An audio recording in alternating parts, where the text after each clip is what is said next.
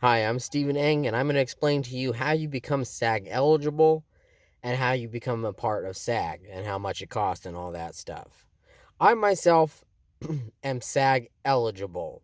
How you become SAG eligible, there are multiple ways to do it. One, you land a national commercial, which I did on Call of Duty Black Ops.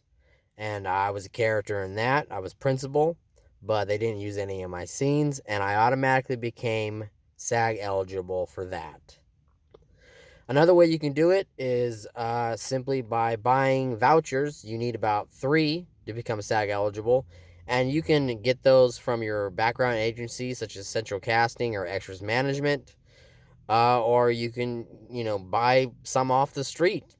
As sketchy as that sounds, you can buy them off the street, become SAG eligible. Once you become SAG eligible, you'll be able to call up SAG and do the paperwork. And it's for me right now, it's about $3,000. $3,000. And if you're gonna do this, I mean, I would say do it if you're planning to play with the big sharks. But at the same time, you got to pay those SAG fees back every year.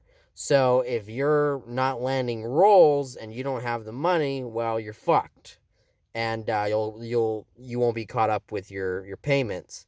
But if you're landing roles constantly, commercial or TV, whatever, you'll have the money, hopefully, to pay for your SAG vouchers. What SAG does, and that's SAG, Screen Actors Guild.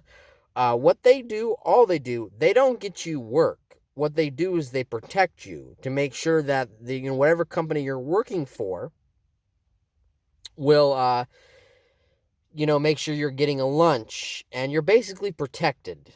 They're like the police of actors, and your pay will double. If you were a extra on Central Casting and you're making $75, let's say, with SAG you'll make $175, you know, or $275, whatever.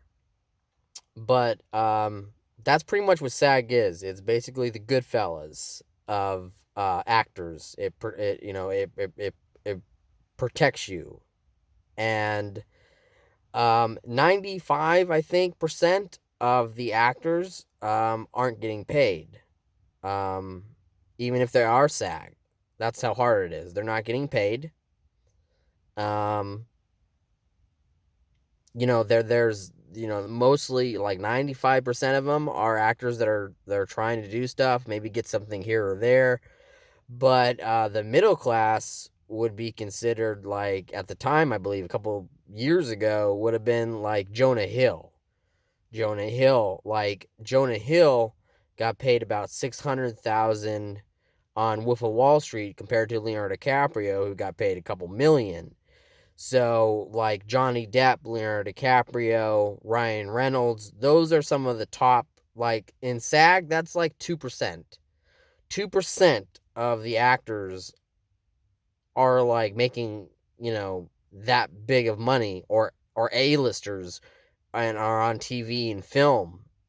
But uh even Jonah Hill, who now I believe is now actually an A-lister, and a big hit.